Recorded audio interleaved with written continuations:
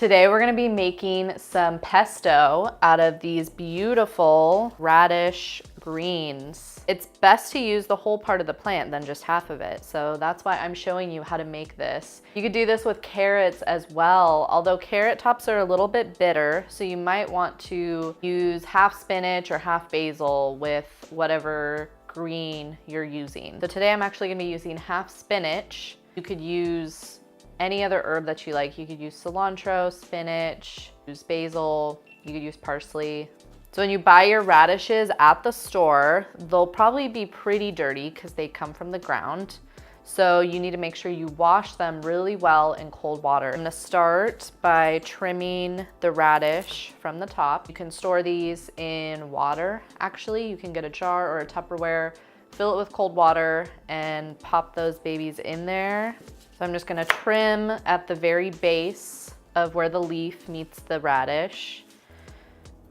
And then we're gonna rinse really well to get all the dirt off. So I'm using about 2 bunches of radishes. You could half this recipe or double or triple it if you'd like and make a big batch for freezing. Just make sure you leave out the garlic because it can get kind of bitter in the freezer. So leave out the garlic, and then when you defrost it and serve it in the future, you can just add some crushed garlic into your pesto. So now I'm gonna grab each bunch and I'm gonna trim off some of the stem because those parts are pretty tough.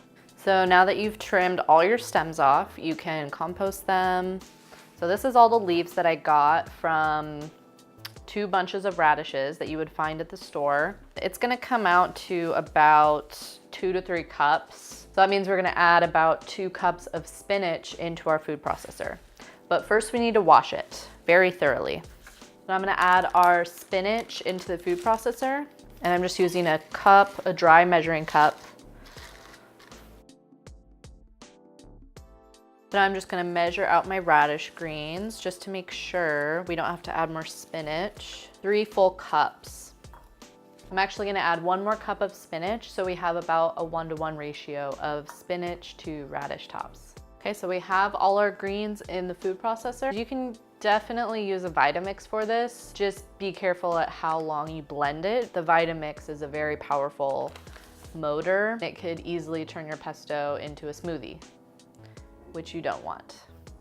So I am using real California olive oil. Make sure that your olive oil is not super cheap because this is a raw dish. You'll really be able to taste it if it's low quality olive oil. I'm gonna be adding almonds to the pesto instead of pine nuts. You can use whatever nut you'd like, just don't use walnuts because the skin has kind of a bitter taste. I'm gonna add about a half cup. So I'm also gonna be adding lemon zest. And now I'm just gonna slice it open and get the juice.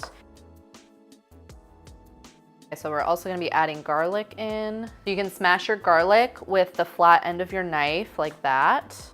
It's a lot easier to take the skins off. Just trim off the bottom stem part. And then you don't have to worry about crushing it with a garlic crusher. You can just quarter it. It's gonna go through the food processor.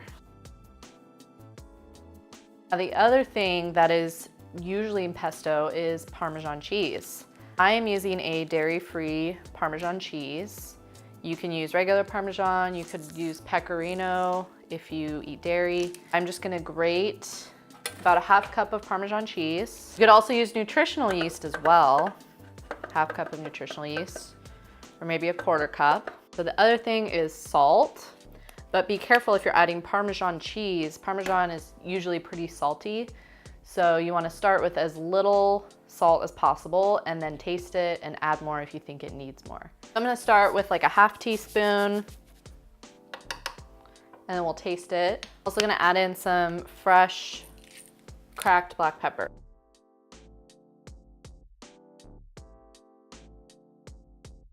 The first thing we're gonna do is pulse on and off just to break up the leaves a bit. You might need to grab a spatula to press it down. So next I'm gonna add in some of our olive oil. This is another thing we're gonna add in gradually because you wanna make sure that you're not adding too much. Olive oil is what makes it really smooth.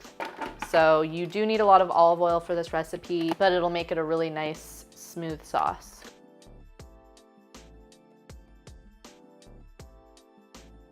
So it's broken down into kind of a paste. We definitely need to add more olive oil at this point. And then once it gets into more of a creamy, smooth paste, then we can taste it and see if it needs any other flavorings. So I'm gonna add another 1/4 cup, but I'm gonna add it a little bit of it at a time. So I'm gonna add like half, oops. I'm gonna add like half. I'm gonna add half of the 1/4 cup right now. So it's definitely starting to form more of a sauce now. Make sure you're continually scraping down the sides because some of the leaves will fly up and not actually get processed. So at this point, I'm gonna taste it and I'm gonna make sure it doesn't need any other seasoning. It's really good. I think it might need a little bit more Parmesan and a little bit more olive oil and lemon. I think the salt content is perfect. Especially if I'm adding more Parmesan, it definitely won't need any more salt. So I'm gonna squeeze the other half of the lemon, and I added the rest of that 1/4 cup of olive oil. Oh, getting a workout. So I just added in the Parmesan cheese. I'm gonna process it one more time. I'm gonna taste it again.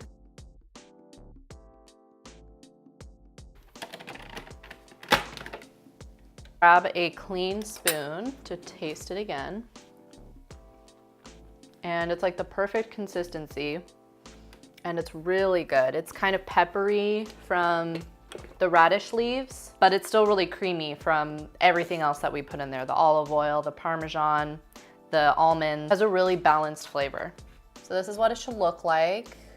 It's smooth and it's like pourable, but it's not too chunky. Isn't that crazy though? Like that was like 5 cups of greens and this is like a cup of sauce. I bought some white asparagus from the store and I thought it would go really great with this pesto. This is the final product and it's about 1.5 cups of pesto. So now I'm going to serve it on this white asparagus that I roasted. All I added was salt, pepper, and olive oil. So now I'm gonna spoon it over. So this pesto is really great. You could throw it on pasta, ravioli. I love how it contrasts with the white asparagus. It's such a pretty color combination.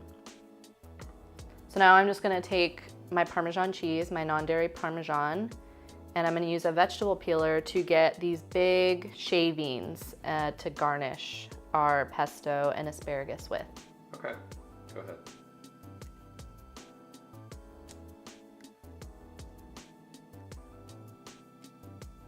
So this is the finished dish.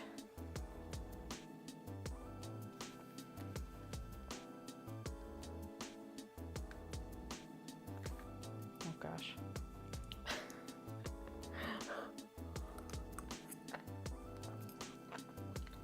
Oh, it's so good. You can really taste the garlic in there.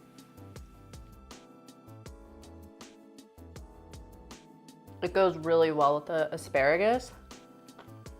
You could throw this on some roasted carrots, some roasted potatoes. It'd be really good on pretty much anything. So if you liked this recipe and want to see more recipes like it, make sure to subscribe down below. Also, check out the description bar for the full recipe. Also, don't forget to follow my Instagram. It's just @Elise's Feast. Thank you so much for watching. Don't forget to subscribe.